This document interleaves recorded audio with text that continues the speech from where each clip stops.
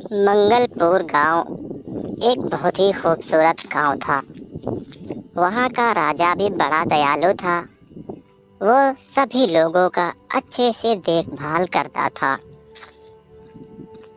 वो हमेशा सभी गरीबों को साथ रखता और सबकी बातें सुनता।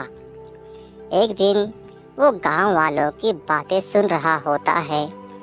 राजा कहते हैं, बताओ तुम लोगों को क्या क्या चीज़ों की परेशानी है। मैं तुम्हारी परेशानी को दूर कर दूंगा। मैं हर तरह से तुम्हारी मदद करूंगा। बताओ आखिर परेशानी क्या है। गांव वाले सभी अपनी अपनी परेशानी बताते हैं। राजा साहब, मेरे गांव में बिल्कुल भी पानी नहीं आता।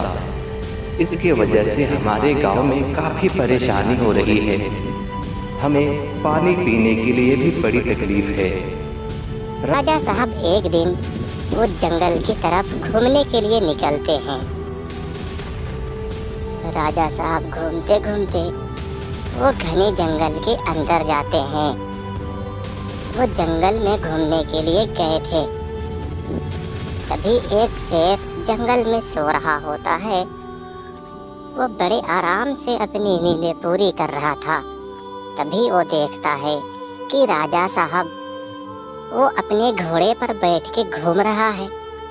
ये बात शेर को बिल्कुल हजम नहीं हुई और वो कहने लगा, अच्छा तो ये बात है, ठीक है।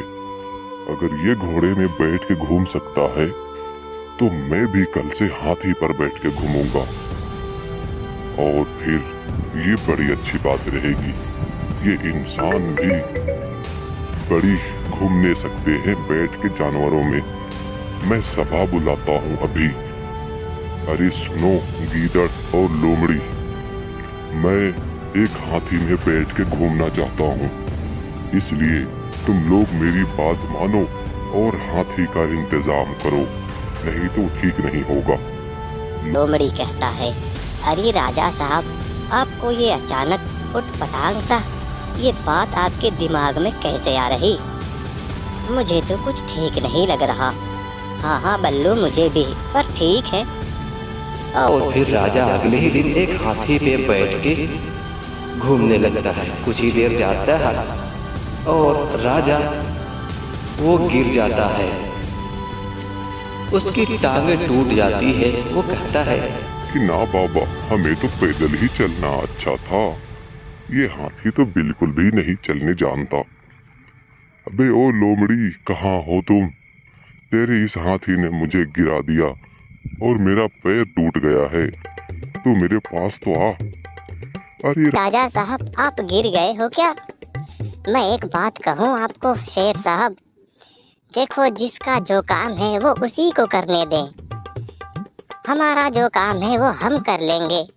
ये इंसानों की नकल करना हमें शोभा नहीं देता, इसलिए छोड़ दे।